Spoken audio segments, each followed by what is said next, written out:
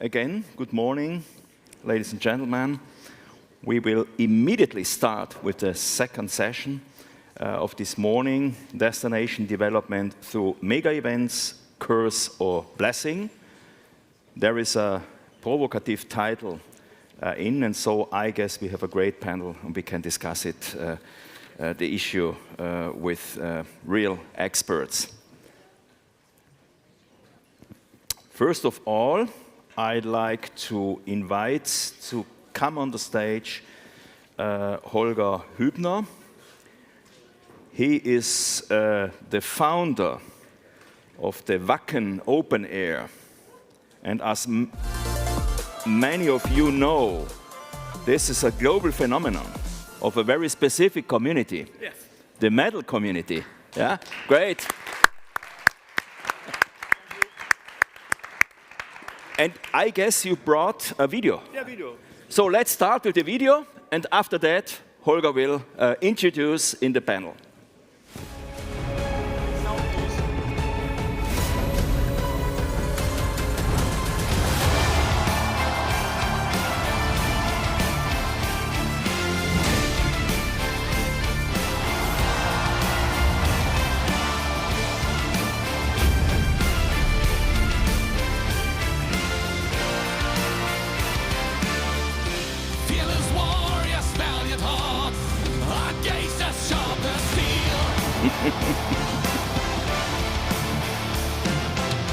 Nothing to fear, a final fight. We stand as one, prepared to die. Be cautious, fellows, the shadows are awake. Sheet to sheet, united through the night. Hear the words of fire. Together we will pass the flame until our ashes reunite.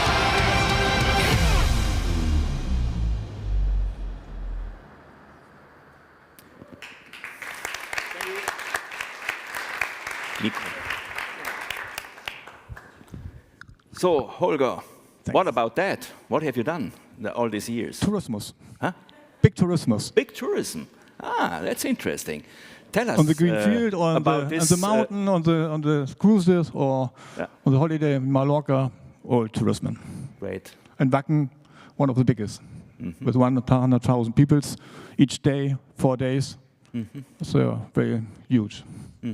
So say Make something. Tell us a little bit about, in a very short way, about the history. In what way did this start? What later became a global phenomenon? Yeah, this is so I think short story it's not only about the event itself. It's about a community, I think. Yes, we get a great community. We have the best fans of the world. Heavy metal fans are the greatest one all over the world. Coming to Wacken, 90 nations coming to Wacken. We started in the 80s. We are the love and passion about the music, heavy metal, and was many fun. I'm the DJ. My partner Thomas was in the band, and we are looking in the 80s. You have no big heavy metal festivals. Give Roskilde. Let's give Glastonbury and so on, but not more. And we want to do a heavy metal festival, and we are in the Wacken in the pub. Good few drinks, and the idea was to make a heavy metal festival. 1990 started with 500 people. In 1990, problem was in the 90s is grunge is coming. Nirvana, Pearl Jam, I think you know it. At the beginning of the 90s, and the stadium rock. Guns N' Roses, Metallica, those were huge, AC/DC and so on. And we started heavy metal. It was not good time for heavy metal in the 90s. And then we need 10 years ago. And the internet, and after 90s, the internet is coming. And then therefore we come many people from all age. And bigger and bigger. Today we have 100,000 people each day. And Wacken is a small country, a small town. 2,000 people live in 1990. Today, 2,100 people live in Wacken. Okay, super. Small, very small. In the meantime, thank you very much to Holger Hübner. Please sit down here. I'd like to invite to come on the stage Dario De Stefanis. He is the director of the Division of Big Events and Touristic Promotion of the city of Turin. I'd like to invite Tapio Kivisari. He told me I have to say JT. Head and CEO, President of Visit Oulu. And last but not least, Patricia Yates, CEO of Visit Britain.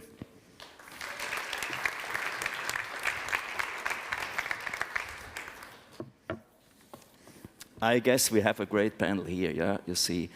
Just started not only with fun, yeah, but Wacken is a serious issue, yeah, I would say.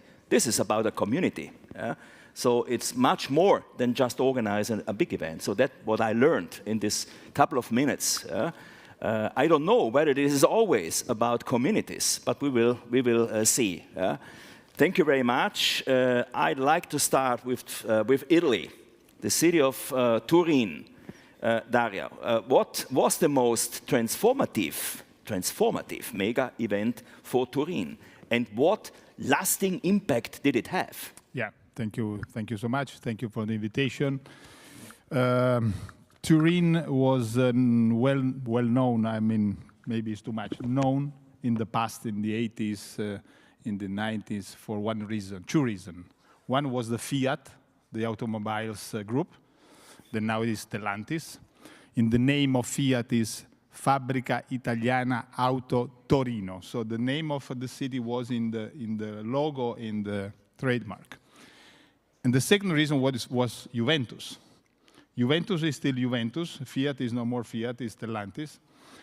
And when the automobile crisis began to be heavy,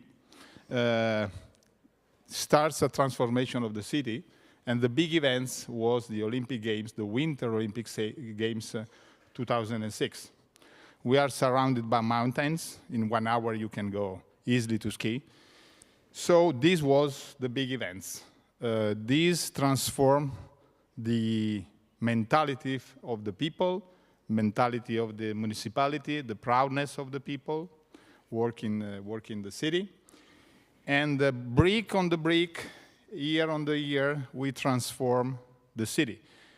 The legacy of Torino 2006 was a huge legacy. Now we have, since 2006, the biggest arena indoor in Italy. Mm-hmm.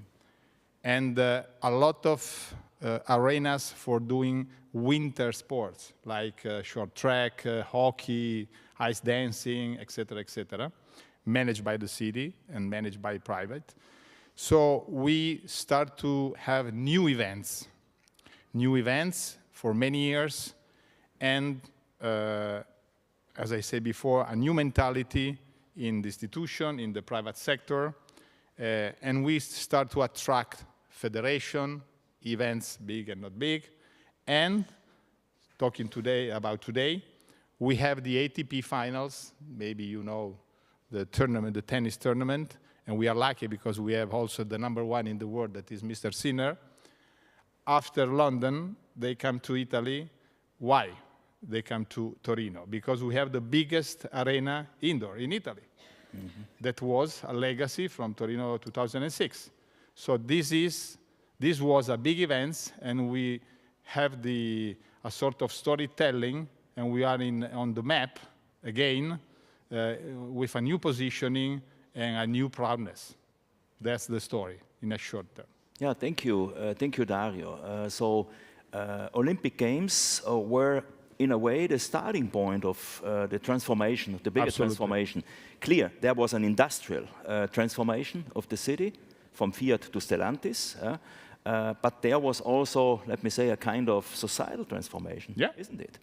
And did big events help to transform the city? Absolutely. Yeah. Big events help a lot for many reasons. I mean, one reason is the media exposure. When you organize a big events, I mean, ATP finals, for example, that is the biggest that we have in the year, you have a lot of TV, social talks about the city, stars that come to your city, influencers. So there is also a sense of proudness of the population, because Torino is not a big city. It's less than 1 million inhabitants. So all the city talk about tennis. Everything is tennis in these 2 weeks. The museum are open if you, for free if you have the tickets for tennis, for example. We as a municipality, we organize a lot of things in the city center for free for citizens and tourists.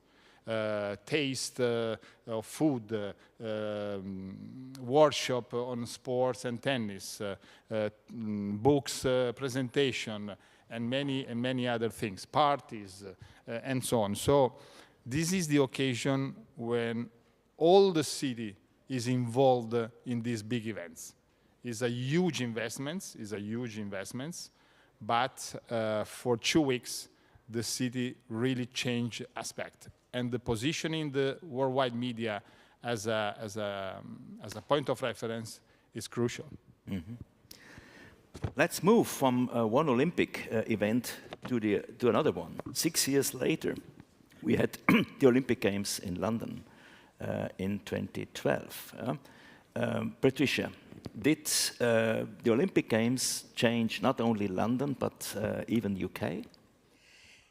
Yes, and I think the opportunity of mega events is that moment on the world stage that you were just talking about, or those 2 weeks on the world stage when all eyes are on you. And even a mature destination like London, or indeed like Britain, it's an opportunity to tell a new story. And I think if you think we came after China, so a monumental Olympics, and the story we wanted to tell for London was that warmth and welcome and party city. The volunteers who worked on the Olympics were just amazing. London felt completely different. You got off the tube and there were people there to help you get to places. We had the images of beach volleyball on Horse Guards Parade, so our history and heritage, but also the rejuvenation of the East End of London and the legacy of that. If you come to the Visit Britain stand, we've got ABBA Voyage on the stand. That's in part of that rejuvenated part of London. So physical rejuvenation, but the chance to tell a new story. And I think for tourism to remember that you're not trying to do the same thing as the organisers in most cases. The organisers are putting on the event. You're taking that event and delivering the legacy. And Britain launched its great campaign. So Britain is a great place to work, to invest, to travel to study in. And that has been running ever since. That is still our great campaign. And I think we had the image up of Memories Are Great, that was our closing of the Olympics, picking that work up. So there is a very important message. It's about messages. It's about narratives. It's about the narrative. And the other big example I would use, a city telling a different story was Liverpool. And when you talk about the community, so Liverpool hosted Eurovision on behalf of Ukraine. So there was a real thought about the values Liverpool wanted to show, the welcome it wanted to show. And all these events cost a huge amount of money. So to think about the legacy and the metrics, and I would say, that what I saw in Liverpool was an amazing event, a generosity of values and welcome that the city showed. And remember, this is a city that has been quite deprived in the past. This has really lifted itself up. And a huge, it delivered a huge increase in spend in the city, but part of the program was an education program, and you'll see sort of 2 million people across the city were educated in that. They had amazing volunteers. They had a real sense of their city values, and it's a UNESCO city of music. We all know Liverpool as the home of the Beatles, but just a open-heartedness that I think the community really displayed, and that authenticity of events, it has to be something that comes from the heart and tells something about you as a destination. Great. The second message, next to the one about narratives and the stories, is about the communities. Volunteering as an important aspect of spreading the idea of being a community. Let's come back to that issue later. YT, what about Oulu? I guess you have something in next year, which will be of a certain importance, isn't it? Yes, we have something cooking. We're going to be the European Capital of Culture 2026. And this is the biggest endeavor that the country and Finland and Oulu have been taking for a couple of years. It's a big budget endeavor, 50 million euros altogether. And Oulu, I think that most of the people here, if I would say, show of hands who know where Oulu is. Not so many. Happy to see a couple of hands up there. Oh. But I would say that in Finland, you probably know the capital city of Helsinki and then Lapland. And the rest of the country is pretty much of a black hole. And so we are in the center of that black hole, so to say. So this kind of a mega event for us is a very, very big thing for us to be able to start it. We call it a mega event. Of course, it's a year full of events in a city where the locals, when you would be asking them, why would tourists ever come here? They would say, there's nothing to see here. And a couple of years we did a little questionnaire about the identity of the tourism in the city and the identity of the events in the city. There are a couple of events that some of you might have heard of.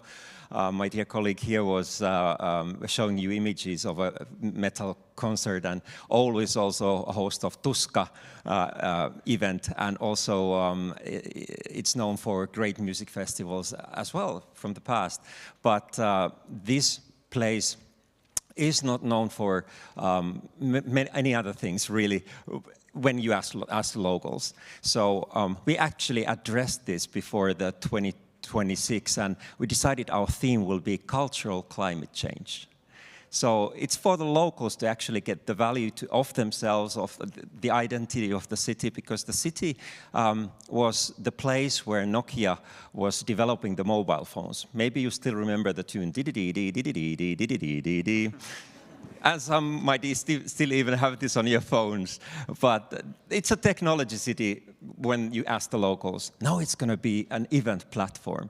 And when we are thinking about the future year, we've been actually working since 2021 diligently for this. And we have a huge team working on this. And we plan to have thousands of events during the year. And this has created some opportunities, as we never say word problems in Finland, right? So some of the opportunities in how to address this with the locals, how to find investments for the new accommodation, it's going to be so big that the accommodation in the city will not be enough. We need more labor. In a small city by the sea, we need to address these issues, and we don't have very much time left. You hosted large-scale events, also in the past. What was the biggest challenge in organizing them? Well, I think it's that we are so far up north that we're basically an island. So if you want to catch an international audience, then you need to have good connectivity. And you need to have direct connections from Europe. It's not really easy for international visitors from Europe to hop on a train and arrive in Oulu. You need to fly. And we only have one airline flying to the airport. Generally now we have Lufthansa that started flying from Munich, but normally it's Finnair. You need to have a flight to Helsinki and then connect to Oulu. So people need to reach us. That's number one. Yeah. Number two, I think, is definitely that we are not used to having these kind of events, so we need to learn our way to collaborate.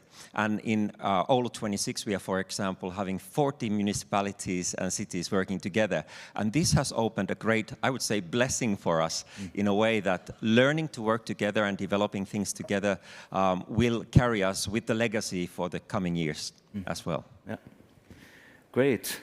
Going back to Holger. I remember Holger, also other artists, musicians, for example, bringing to their mostly small cities and places famous concerts. So over the years, the small towns became important and famous on a worldwide scale because one person brought in the whole network of the world. In a way, you did the same. You did not bring in the network, but you developed the network in Wacken. But what will be the future? So how will you, let me say, develop this event in a sustainable way? Yeah, this is a thing for the future, to do more in the new energies, wind, solar, and so on. Good. The motto in Wacken was, what is good for the festival must be good for the community, for the village. The village must be the point for that for example, we have an outdoor swimming pool. Nobody in Germany for 2,000 people living have a outdoor swimming pool. Or we have for all people in the village Wi-Fi. All the things bring we to the village over the last 35 years. We bring in many input for the community. They come from all over the world, and they make party in Wacken and make all things and so on. And the bands are the greatest, and the community must be party in front of the stage and on the camping fields and around the village. 1 week we have big party, loud party, and 360 days in the year we have it's a normal small village. Can I come in a bit? Yeah. I was just going to mention, so in Britain, 20 years ago, a dairy farmer called Michael Eaves thought he would host a music festival on his farm. Good example, yeah. As Glastonbury. And if you speak to him, the amazing thing is he's just as proud of being a dairy farmer as he is of hosting Glastonbury. And you can see his daughter has now come into the business and she's still running that. But I would say that that sense of authenticity and the story, that he gives back to the community. He's very concerned about sustainability and how he delivers on that. But what he has shown is that model of music festivals. And right across the UK now, you'll see in the summer outdoor music festivals that have really learnt the lessons. And I would say, my experience is that events organisers are amazingly generous with their expertise, and certainly, there's a real tradition of Olympic hosts passing on knowledge. So if you're doing mega events, talk to people in the field because they will all help. And so that one event and one farmer doing something he loved has really spawned a whole summer festival of music festivals in Britain. So is it also about hospitality at the end of the day? How create a network of hospitality, Dario? Let me add something about the example, because it is interesting for us, for the audience, I think, to think about a big city, big events, or a small city, big events. Yeah. I want to tell some example. Who know Indian Welsh without tennis? In the world, probably no one. Wimbledon, the same. Wimbledon is a village. There's nothing apart tennis. Or Le Mans in France without racing. Again. I followed the MotoGP race for 5 years, and I discovered Motegi in Japan. Motegi is a land in a wood, is a place in a wood, because it was a track of Suzuki, a test track. But there's nothing in Motegi. Motegi doesn't exist. It's a track. But Motegi now is something in the world because there is a MotoGP race. Or what about the effort that Saudi Arabia does in these years with the ex-Parigi-Dakar, now just Dakar? You look at the amazing country, thanks to Dakar rally. Otherwise, it's impossible, no, to discover a country like that. So, big events became a big spot for a country, for a landscape, for something. Mm-hmm. So, it's not true that a big event is related only with a big city, because big cities are very complex for many, many reasons, no? So, could be a problem to organize a big events in a big city, sometimes. And London probably knows something about that. It's interesting, isn't it? Because it can be a problem, but on the other hand, the city's got the infrastructure. If you're looking at big events in small cities or big events in a field, where are people going to stay? How are they going to get there? So the challenges are different.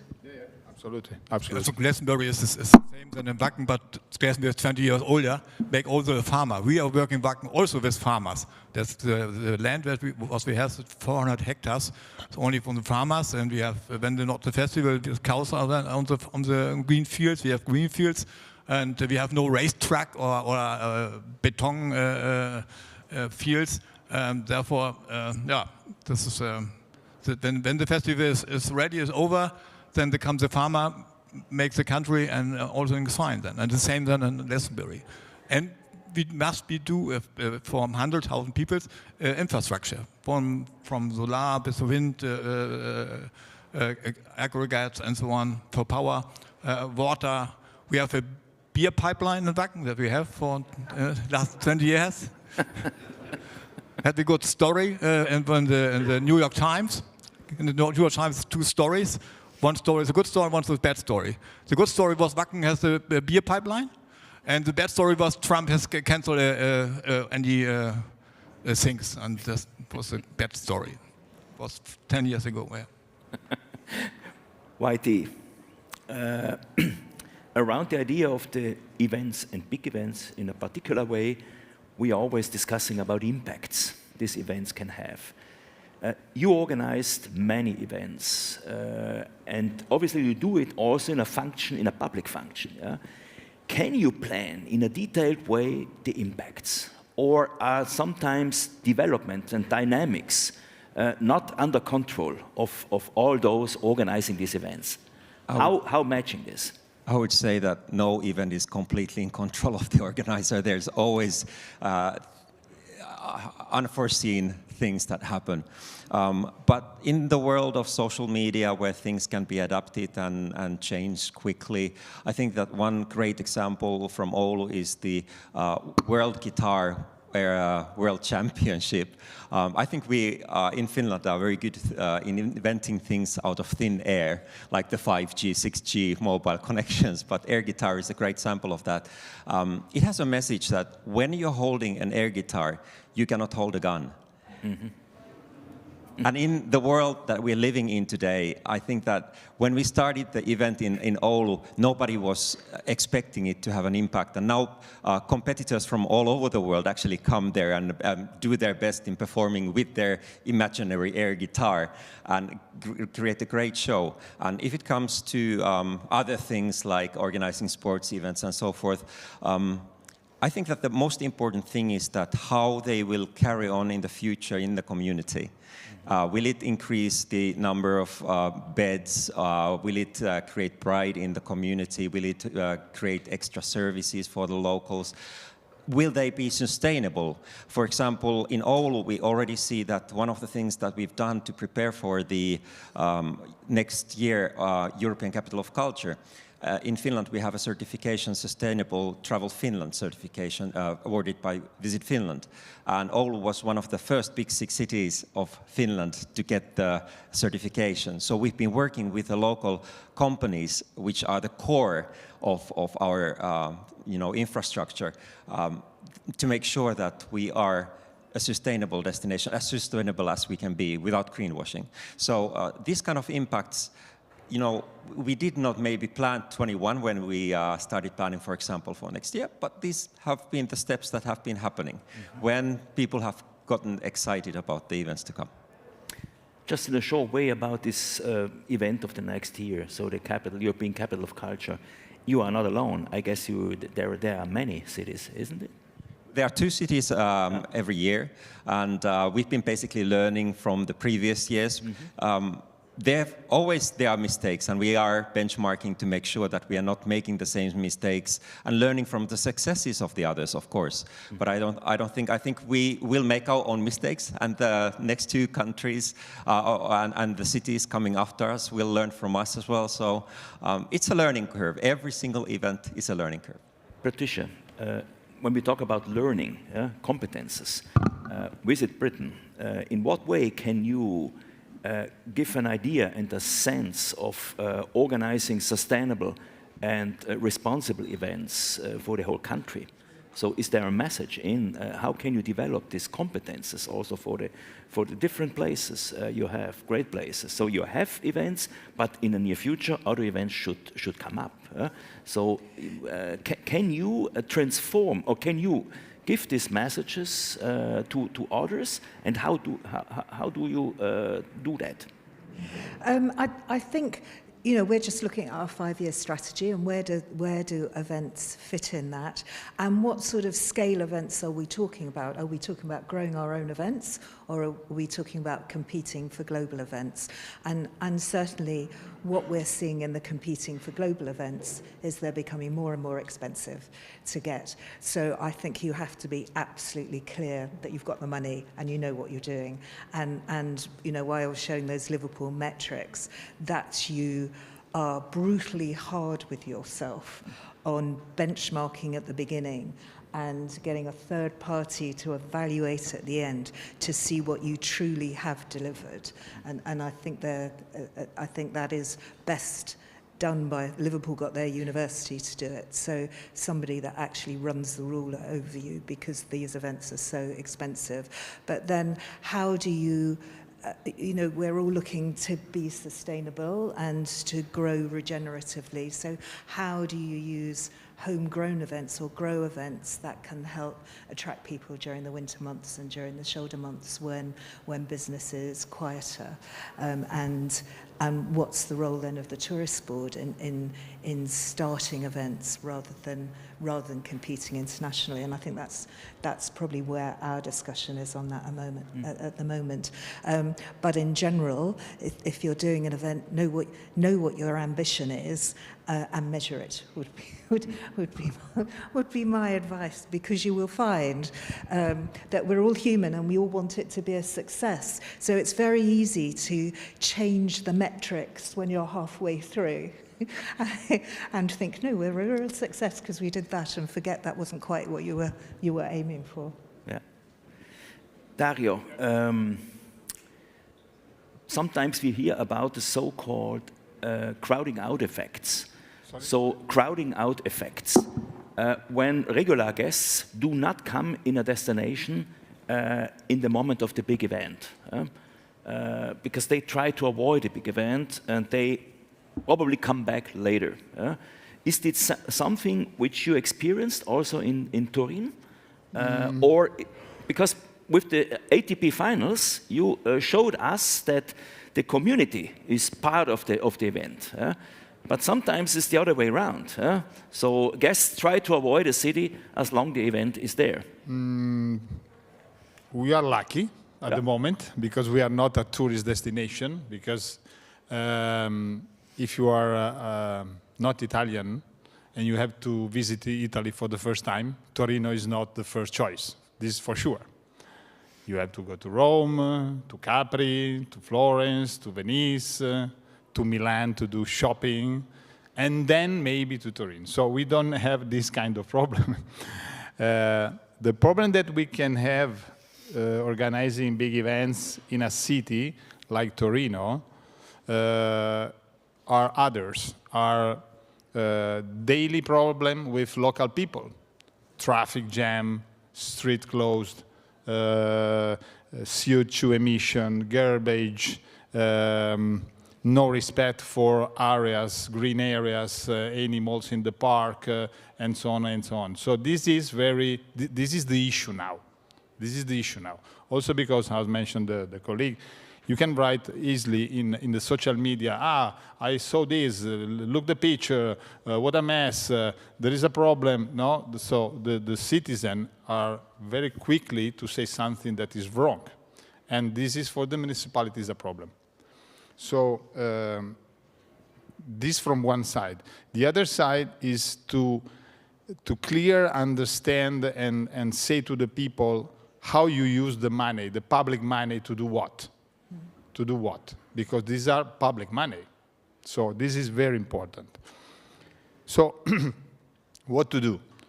I think that we have to talk in advance with people, with local interest group, politician, community, municipality representative. This is crucial. You have to start 1 year in advance, 6 months in advance to explain very well what will be also the positive impact. Work for many people's voluntary program, GDP increase, sense of proudness of the people. This is crucial. So you have to balance these two arguments. And finally, let me say something. When you work with a federation for a big events, as ITB, UEFA, FIFA, IOC, or something, we, as a city, we have to ask something to them. Not just receive the bid, the contract, sign the contract, and give back. This was probably in the past like this. Now we have to ask something as a city. Means support the city as a tourist destination, TV and social tourist exposure, content production. So we have to involve the federation or the organization to do something, not just to live the events in the city, but to organize something in relation with the city. This is really important. Mm-hmm. Yeah, thank you. Well, slowly. Yeah. I'll just so crowding out effects. Summer Olympics, yes, absolutely, that happens. I have to say, we were very opportunistic last year and talked about how you could come to Britain and you can get the train over to see Paris Olympics, no need to stay in France. So absolutely, it's the case that tour operators, you know, as part of your winning bid, hotels have had to give fixed rates to the Olympics, but I mean other big events apply. So the rest of the hotel rates go up, so tour operators generally advise their clients not to come, you know, particularly the Olympics, which is in August, to avoid for the summer season. So as a tourist board, you have a lot of work to do to make sure that you hit the ground running and that you're getting clients back, you know, for the autumn period. We had a real issue on the London Olympics, actually, because we were so successful at telling British people not to come into London that all the Olympic visitors went off to the Olympic sites and everywhere else was empty. So all the shops were empty, the restaurants were empty, and we ended up having crisis meetings and having to do campaigns to get British people to go back into London to keep the normal economy going. Yeah. Yes. Very interesting. Yeah. This is about crowding up. Short. Yes, and I think one of the key things is communications to all the stakeholders that are and the community. So you need to be diligent with your communications plan and make sure that you are all the time, as things tend to change while you're planning and getting closer to the event. You need to be able to change diligence quite agile, in an agile way, your communication strategies and plans in a way that you make sure that when things change, everybody knows what's going on. That helps a lot. Yeah, it's about communication, just avoiding crowding out effects or similar effects in order to integrate the community as much as you can. Holger, coming back to you, one question. Your festival is a global festival. In what way are politicians involved, the political level? Do they finance this, or do they give you sponsorships? Probably you do not need that. So are you trying to avoid to integrate politicians? They drink many beer. Sorry? They drink many beer. Okay. Pipeline. Yeah, sponsorship is a very problem. We are all music festivals have big problems with sponsorship. The football is too much. No? Yeah. There's no chance against football. Lollapalooza is one of the festivals, get very good sponsorships. Wacken is okay, and heavy metal, okay, we are the first, but sponsorship is very problem in the music scene to get that. Is it private sponsorship or public sponsorship, or both? Both. Both. Yeah. Okay. Okay, we are coming to an end. The last 5 minutes. Dario, something about that? I know in Torino there is a Kappa Future Festival. It's quite famous. He knows, I think, quite well. The argument of sponsor is always difficult because as a municipality we can invest in a private event. That's the point. So we have to do effort to convince banks, local companies to do that. But the sponsor issue is always a problem. Mm-hmm. Yeah. And the high fee from the artists. Mm-hmm. And in Oulu, are you working with public money? Yes, you are public authority, of course. But in what way are you integrating also private sponsors? Or can you do that? Is it allowed to do? In what way can you have financial support also by other organizations? Well, first of all, our DMO, which is regional DMO of 11 different municipalities and cities, is actually private-public in this order. So it is very important that we have the private money there. So that creates a unique way of collaboration. And when it comes to Oulu 26, we are having a huge impact at the moment, working with the local entrepreneurs and even big enterprises. We have a sponsorship program in place, and we're getting local banks and media involved, and that will have a great impact also for the future. Mm-hmm. Okay, so coming back to the central question of this session, destination development through mega events, curse or blessing? Patricia. I think it's, blessing I'm going to go for. Hard work, but such fun and such an opportunity to change your narrative. Yeah. What will be the future of, let me say, the destination management when more and more the event management issues are coming in? I mean, I think the big issues at the moment are public money. that you know, these mega events are bid for by governments, so that's naturally public money, and then the onus is on getting private sector to support that. But normally the branding is very tightly controlled. You know, Eurovision's on the BBC, no branding. Olympics, the rights are sold by the Olympics, so no branding. So your opportunities are not necessarily unfettered, I would say. And then so the opportunity is probably in growing events like yours, aren't they, that you own and that you therefore know will come back to you year on year. Mm-hmm. So different sorts of problems in getting the money and the financing, and how do you do that? But it is your event. Yeah. YT. Ask again 2027. I would say definite blessing, because we've already seen that the increase of international tourism is 37% at the moment when we started selling for this area. And I believe that international markets will find Oulu because of next year and our unique events. Mm-hmm. Short question. You were talking about, I guess, 11 municipalities. So this is a regional DMO. It's a regional DMO, yeah. But the whole endeavor for 26 is 40 municipalities. Yeah. Is there let me say, a kind of competition between the brand of an event and the brand Oulu? This is what I'm happy about. No. Okay. But it can happen. It can happen, and that's one of the first things that you need to manage when you're working in a group like this. Mm-hmm. Dario, curse or blessing? Yeah, I wrote this sentence. If managed well, the economic, social, and infrastructural benefits can far exceed the initial cost, transforming the city into a pole of attraction for tourism, investments, innovation. So yes to big events, but we have to manage it very well. Great. So we started with you, Holger, and we will end with you. Yeah, when you curse or blessing? Yeah. Okay, but when you see the video, you see our things, we Full Metal Cruise, Full Metal Holiday, and Full Metal Mountain started in April. And these are all things created from our fans, from our community. The fans say to me, hey, Eoghan, I'm over 50.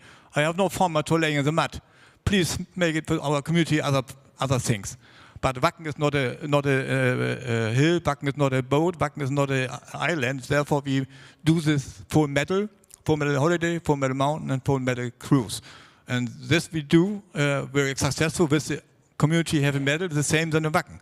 Wacken is 15 years ago sold out. Also the things that we created with the fans. But the idea is coming from the fans, from the community. And therefore, Wacken is a festival from fans for fans, and the same as also the other things. Yeah. We must be creative and looking and good communication with the fans, with the communication, and therefore make them fun. Also, we have great destination touristic products, and therefore we hope that we find other things in this area. Ladies and gentlemen, a big applause to this panel.